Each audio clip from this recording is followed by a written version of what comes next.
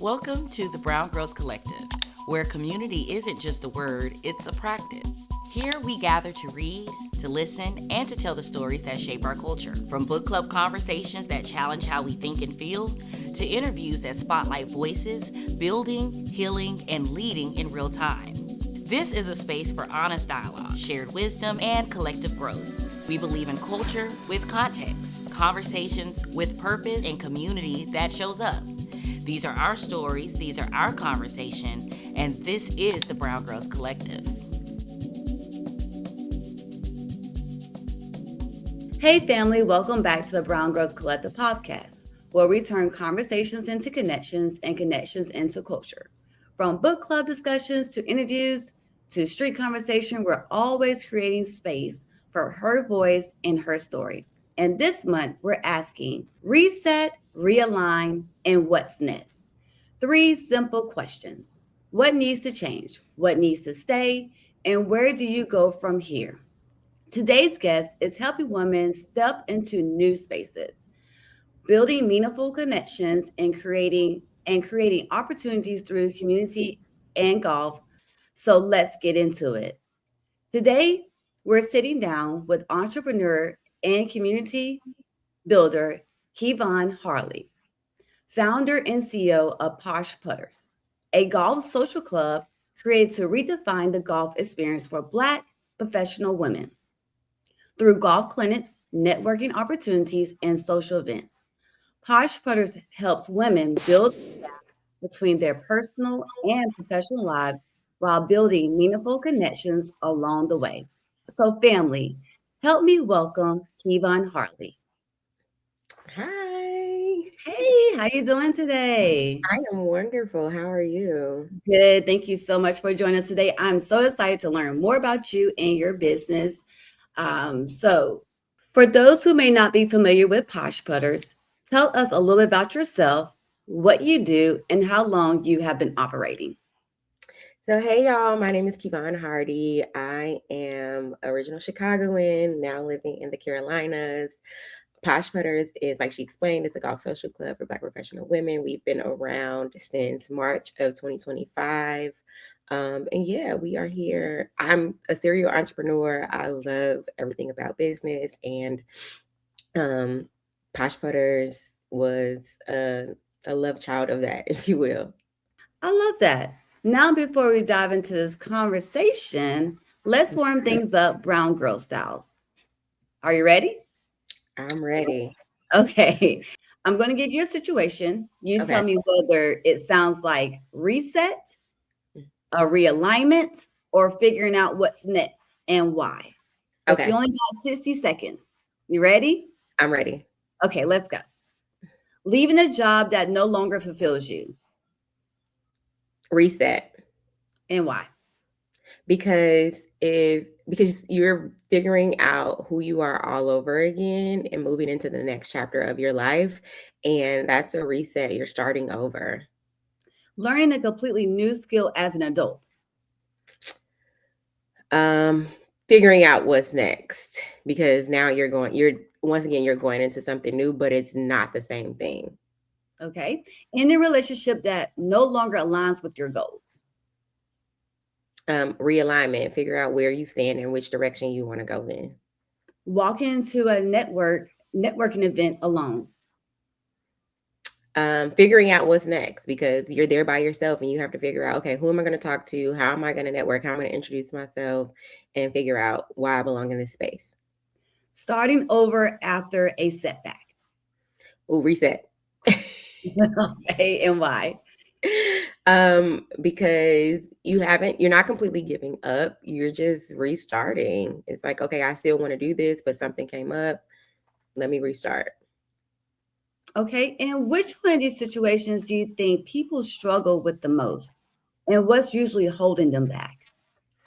I think that people struggle the most with figuring out what's next. I think restarting is more comfortable because it's something you've already done. So it's like, okay, if I have to restart, it's okay.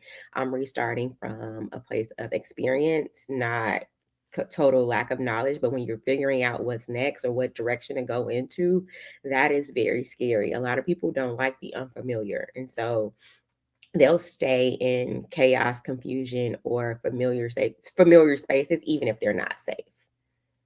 I agree. And that's the conversation we're having this month. So before we take this conversation to the community, when you hear reset, realign, what's next, which one do you think people are struggling with the most right now? I would say what's next, because of the world that we live in, the economy, the political climate, all of those things. It's a scary time for a lot of people, but also an opportunistic time for a lot of people, and it's unfamiliar. And like I said, a lot of people are afraid of the unfamiliar, and so it's kind of like, why can't things just stay the same? But change is needed to evolve as people, to evolve as a human race, to evolve as in community, and in any aspect. You need to, dive into something that you've never done before, or challenge yourself by trying something that you've never done before, whether that be a new food, a new hobby, driving a new car, like living in a new city, like do something new. And that's scary for a lot of people. Now we want to hear from you. When you hear reset, realign, what's next? Which one are you currently navigating in your own life? Are you in a season of resetting, realigning, or figuring out what's next? Drop that in the comments.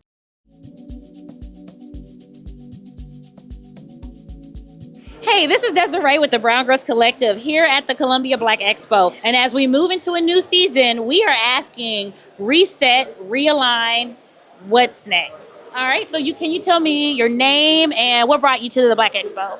My name is Brwn, and what was Black Expo? I'm one of the content creators. Mm-hmm. So every year I kind of come out and just kind of build up the morale of experiencing Black. My name is Cecil Williams, and in 2019, my wife, my sister, and I founded the South Carolina Civil Rights Museum. There was not in the state where the civil rights movement begun a museum of the type we made. So it was destined to happen. Hi, my name is Edith Anna White. I brought myself to the expo. This is a beautiful place to be able to see all these melanin people supporting their businesses, promoting it, and being able just to be out there and in the community and just see each other just thriving. And it just brings me so much happiness, as well as, for the next year, I might possibly want to do my own booth. Before you go, we do have to have a little fun, all right? So I like to play games, and the game that we are going to play today is called Pick a Category, okay? So out of the categories, we have business, community, protect and provide, reset or evolve, and what's next? What's next? Ooh, thank you. What's something you're becoming more intentional about? Artificial intelligence, AI. Not a day passed that I, in some kind of way, do not use AI. It helps me to save time. And for anyone who shies away thinking about the negative aspects, and it is a tool. And just like any tool, it can be used or misused. Let's say, what's next? What do you think your next season is requiring from you?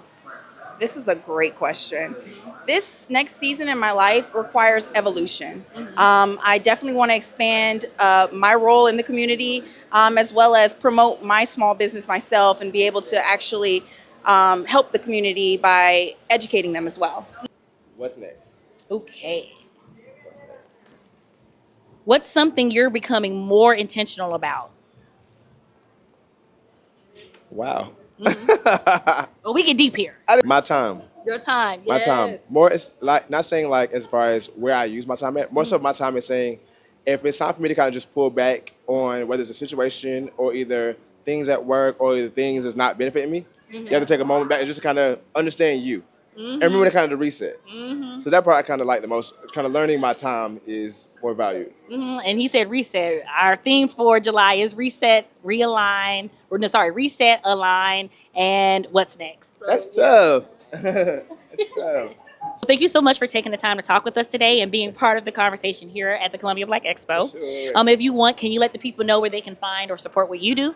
My name is Edith Anna White. I'm the owner of ABC Bonding. You can follow me on Instagram at ABC Bond Boss, and as well as you can follow our Facebook page on Facebook, ABC Bonding Company. You can catch me on any social media at thatguy_WY. That's thatguy_WY. And that's on Instagram, Facebook, Snapchat, the whole category, and also TikTok as well.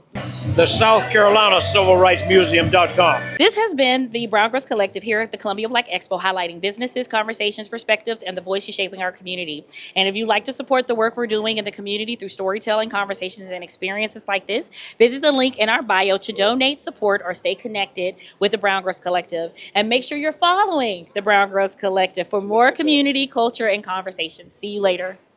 Thank you. Some people are trying to reset.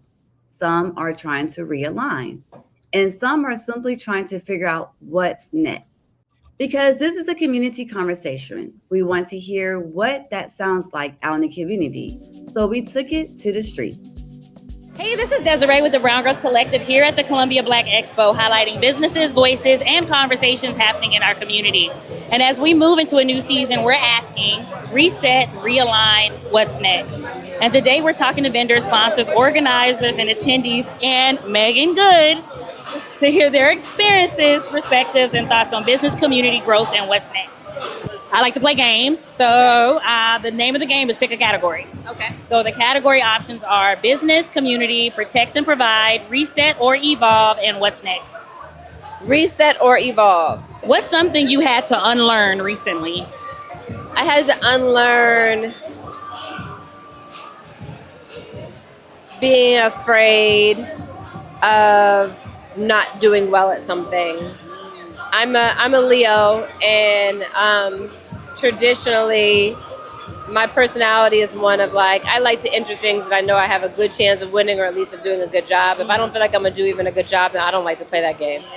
And I realized at a certain point that that's held me back from some things, that it's not even about how well you do or if you win. It's about the fact that you tried and you're putting in effort, and that you're growing, and that you're showing yourself you're not afraid to fail, because when you fail upwards. You feel closer to winning your version of whatever that means. Failure is necessary, because that's how you're going to learn through the next season of your life. I really want to thank you so much for taking the time to talk with us and being part of the conversation here at the Columbia Black Business Expo. If you want to let people know how they can find you and your brand, support you. Yep, you can find me on Instagram, which is at Megan Good. You can find Jonathan and I on TikTok, and Megan and Jonathan. And you can find Honor Culture on Instagram, and it's Honor Culture, but instead of an O, it's a 0. So H0 and 0 are culture. Okay. But you can also find it on my page. It's tagged there. So that's exactly what I'm going to do. I'm going to put that in there that way. All right, so this has been the Brown Girls Collective here at the Columbia Black Expo, highlighting businesses, conversations, perspectives, and voices shaping our community. And if you'd like to support the work that we're doing in the community through storytelling, conversations, and experiences like this, visit the link in our bio to donate, support, or stay connected with Brown Girls Collective. And make sure you're following us if you're not, for more community culture and conversation. See you later. What's something you had to unlearn recently? Ooh. I had to learn, I would say learn and let go of the fear of asking for help or doing everything myself, and being very audacious in my ask. Like, I am someone who is used to doing things by myself, for myself, part of the generation that grew up with the independent women, right? And so you just used to, like, if it's going to get done, or if I'm going to get it done right, I'm going to have to do it myself. And so I realized, like, that's not true. Like, there are people out there willing to be a part of your community, to help you in anything that you do. And Keivon, you have to ask. And so I just started asking for the things that I wanted, and asking very audaciously, and believing that I could have them. You're right. Unlearning something is not an easy task, especially when it becomes a habit. And it's something that you have, is a daily routine, it's repetitive. So like unlearning certain things in life and trying to elevate in life, it definitely takes requirement and discipline. So after hearing her response, what stood out the most to you? well, both of us are Leo. And I definitely resonate with that. Like, if I'm gonna do something, I want to know that I'm gonna be good at it. I'm gonna do my research on it. I'm gonna practice it, and I'm gonna try to do my best all the time. And I think that golf is one of those things that when I started, baby, no, I was not, I'm still not like good at it. Like, I feel like with golf, you're a lifelong learner, but that is something that totally resonates. As she was saying that, I was like, well, I thought the same thing. And then I tried to hit that little ball in the hole and it did not work. So I am more in a space now, especially with having a business in the golf industry and starting my golf journey myself. Just doing things for fun without having to be great at them the first go round. And we're definitely going to dive a little bit more deeper into your business and what you got going on. For me, I think that's something many of us can relate to, because sometimes what's holding us back isn't a lack of opportunity, it's the belief we carry into those other opportunities. For sure. So let me ask you, what's something you had to unlearn about success, networking, or even access to opportunities? Oof. A little tough one there. Success, networking, or other opportunities. I think that growing up as a Black woman in a major city and just in America, you believe that the opportunities are not always there for you. And while it's true that you do have to work twice as hard as your other counterparts, I think that there's a lot more opportunities out there if you do what I just was talking about, which, like, just asking and being audacious in those asks, or seeking out the opportunities, because they're not always presented to you in a way that you're used to seeing, or presented in a way that you taught they are. And so I had to unlearn the habit of, like, you have to work hard for everything. Instead of, you work smart, you work smarter, you seek out opportunities, and you go after whatever it is that you want. You don't have to follow a specific plan, or you don't have to follow the plan that you think is the way it's going to go in your head, because there's a whole lot of ebbs and flows, ups and downs, twists and turns. Like, success is not linear at all. And, like, I think growing up, I thought, okay, so I'm going to go to college and I'm going to get my degrees, and then I'm going to work in a corner office, this job, and then I'm going to get married and buy a house and have kids. And it looks nothing like that. It has turned out to be so much better than what I thought life was going to look like. But you think that success is just this, linear thing, and it's not. It's not at all. And what about networking? What did you have to unlearn about networking? I don't think I had to really unlearn anything about networking. I think that I am a networker by nature. So when I'm in spaces where it's like, okay, it's not just about being at networking events. I network in any space that I'm in. So I don't really think that I had an idea of, like, oh, networking has this one way of looking. It's just, you talk I've always known that your network is your net worth. And so you talk to people, whether you are in a conference room, whether you're at a networking event after a conference, whether you're standing on a bus stop, in a restaurant, you talk to people and see how you can be mutually beneficial to one another. Absolutely. I was always told, never not get to know someone, or at least 2 or 3 people in the room, because you just never know where that networking could take you. So I do agree with you on that. Do you think there are things women have been conditioned to believe about spaces like golf, professional network settings, and creating new business relationships that simply aren't true? Absolutely. And why? Absolutely. 1000%. I think that a lot of women think that they don't belong in those spaces, because we live in a patriarchal society.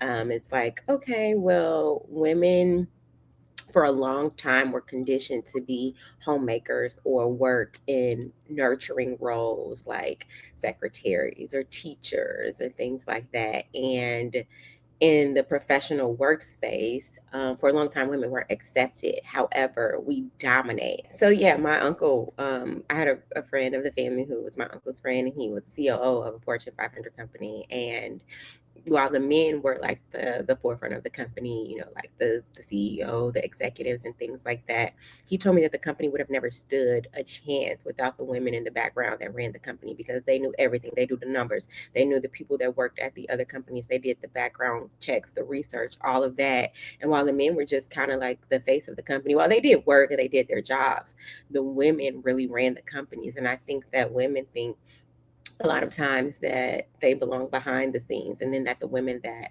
want to be the bosses or want to be at higher levels, there is shunned upon. Like, you can't have it all. Like, what about a husband and kids and things like that? And I believe that you can have it all. You don't have to just settle for one direction or one lane or um one thing that defines you as a woman. Like, we belong in all the spaces that we want to be in. And if being a wife and a mother is your decision, then that's your decision. And that's the role that you want to play, do it. But if you want to be the CEO of your own company, or you want to be in a quote unquote male dominated field, then you can do that. But women have to believe in themselves and believe that we can do whatever it is that we want to do. I definitely agree with you. How much of what Posh Putters does is helping women learn golf versus helping women unlearn the belief that they don't belong in those spaces? All of what Posh Putters does is for that. So golf is a space that did not accept women for a very long time. It was, it's the boys club, and golf has traditionally been an exclusive space, even for the boys. So even like not all the men are accepted into that space. And because of the challenging game that golf is, it definitely humbles you, but a lot of people don't have the confidence to play because of the people that they've seen play or how difficult the sport may seem. And so I think that bringing women into the space and teaching them golf, we also teach like confidence boosting. Like, golf is 80% mental and 20% skill. So when you step out there, if you feel confident in who you are, if you feel confident in, I don't know how it's going to go, but it's going to go, I'm going to play to the best of my ability, and you feel confident in what you're wearing and knowing course etiquette and things like that, it makes the game 10 times better. And because women haven't been exposed to this until more recent years, that is what we do. We teach confidence. We teach course etiquette. We teach you how to dominate in this space, whether you're good or bad. Because the truth is, a lot of the men that are out there playing on the golf course for 4 hours, they're not even playing well. But you didn't hear that from me. Okay, we're going to keep that between us. And I think that's very powerful, because often what's next isn't about becoming someone new. It's about giving yourself permission to enter spaces you convince yourself that wasn't meant for you. Sometimes opportunities was always there. The room was always there. The network was always there, but we never saw ourselves in it. And that's exactly why I want to talk about Posh Putters. So, what inspired you to create Posh Putters? Access to those rooms, and also not being the only one out there by myself. So golf is a space that I have been around majority of my life. Like, my uncles have played golf my entire life. Watch golf, hear about him going to the golf course, traveling all over the world to play. And as a kid, I thought it was so boring, because you would see it on TV and it would be like, oh my God. And then the golf courses, now things are changing, but before, it's very quiet, minimal conversation. And even if it is conversation, it wasn't conversation that I was interested in as a kid or knew anything about. So I just thought it was so boring, but I was always around it. In 8th grade, I was a caddy at a country club for like 3 days, and I was like, I gotta get up out of here. I was 80 pounds soaking wet. The bags were heavy. I couldn't carry them. It was hot, and I was just like, oh no, like, I'm just a girl. Like, I'm not supposed to be sweating like this. I'm not supposed to do this much walking. Like, I don't want to do it. But it just kept coming up. And then When I entered corporate America, I was like, okay, I need my set of golf clubs because they say more business deals are closed on the golf course. I'm a 23-year-old Black girl in this other space. Like, I need to have a one up on my competitors. So I need to know something so that I can go out on the golf course and play. And yeah, my club sat on ice some more years. And then I entered the entrepreneurship world and I was like, okay, I'm going to get serious about learning how to play golf. Okay. And I didn't. And then a couple years ago, like 3 years ago, I called another one of my uncles and was like, hey, I'm serious about learning how to play golf. Like teach me. And we started playing together. And then I would go out and I would never see any women. And I would be like, want to play with other women, but also like, I want to play with people that I could have candid conversation with. Like, hey girl, did you see that this brand had a new drop? And like, what color lip gloss should I wear? Or like, what kind of outfit are you wearing? Because, we're just girls. We just, we want to be cute and stuff like that. And I was playing with, no shade, with old men, like, because I was playing with them. Or like when I would go to the golf course, it would only be guys. And they love to give unsolicited advice about your swing and all the things. And I was like, I want some girls to play with. And so that's kind of how Posh Putters was born. I also, as I started to play, I also started getting lots of opportunities and seeing doors open simply by just talking about golf. And I was like, the girls have to come with me. Like, I can't be in this space by myself. So let me start a group where we can teach the ladies how to play golf, teach them how to network, help expose them to these different spaces. And voila, there's Posh Putters. And it kind of follows up with my next kind of question for you. What really like inspired you to believe that was a space like for us women to be on the golf course? What inspired you? I don't think there's too many spaces that if I want to be in, I don't believe that I can be in or have access to. It's just always figuring out how to get the means to that access or how to figure it out. And so because we are such a small percentage of the people out there, I was like, okay, this is an opportunity. One, because Black people hold less than 1% equity in the golf space, and Black women hold an even smaller percentage of that. And so there's so much opportunity. And so I was like, we can be here, we can go here. Who says we can't? Like, let's figure out how to get in there. And here we are.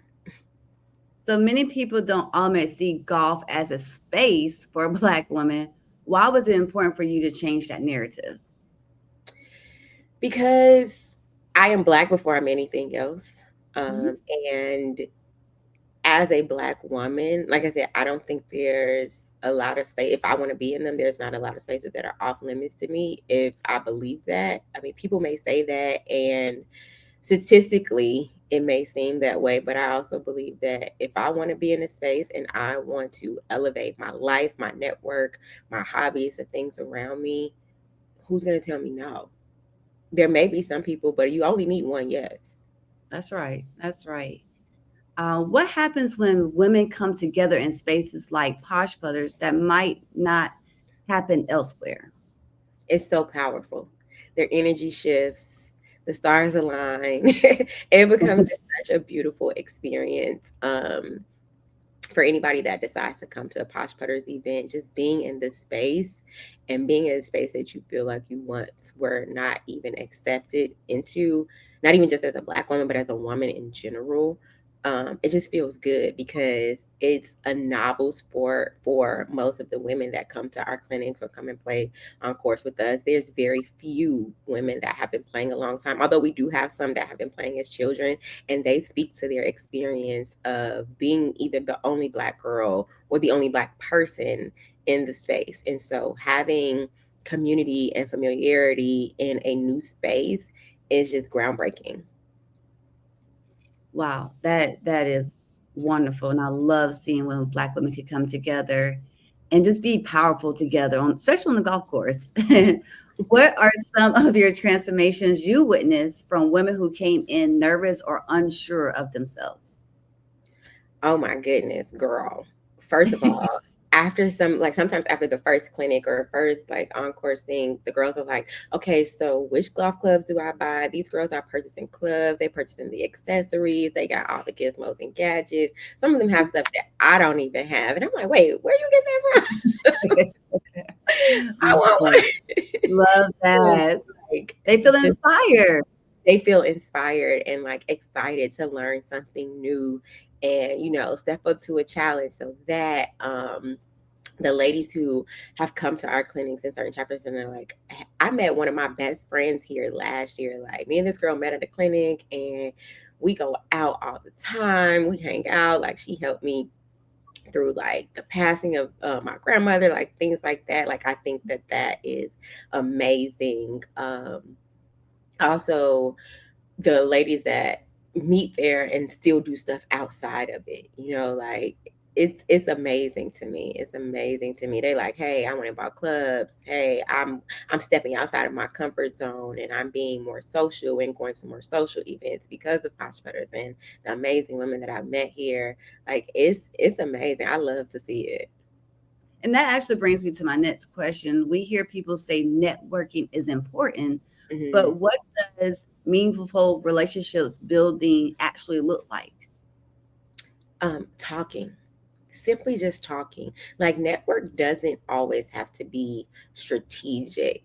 Even in some spaces it does, but it doesn't always have to be strategic. Sometimes you can just simply spark up a conversation and begin to talk about mutual interests or even opposite interests. Like, hey, I'm going to this restaurant to go try some, I don't know, oysters. And it's like, you know, I've never had oysters before. Like, you want to join me? Or, hey, I'm looking for a new job, but I want to transition from pharmaceutical sales to tech. And it's like, oh, really? Like, I work in tech. And now it's like, oh, you have a connect here. And it's really just sparking up a conversation and not being afraid to be vulnerable. Like, one thing that I think that I am passionate about with Posh Putters is creating a safe space, not just for golf, but also just for women to build community and to network. And it doesn't just have to look like, okay, hey, my name is such and such, I do such and such, I work at such and such, I live in such and such.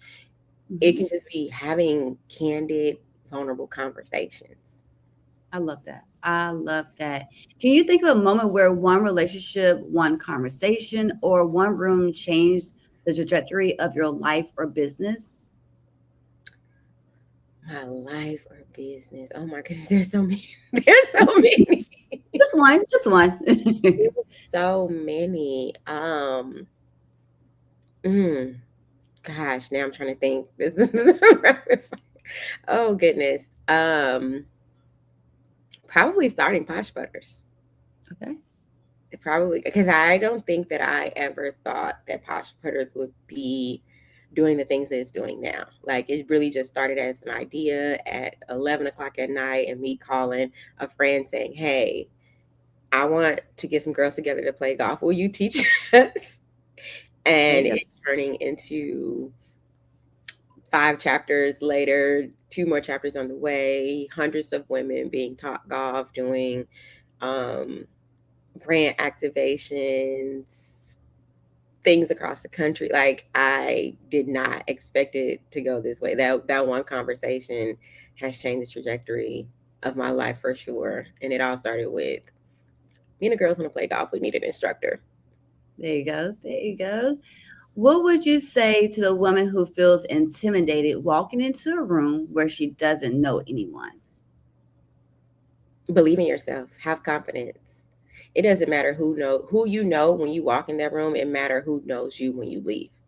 That's right. I love that. I love that. Oh, for the woman watching this interview right now who feels stuck, who knows she wants more, but isn't sure where to begin, what would you tell her? First, pray about it.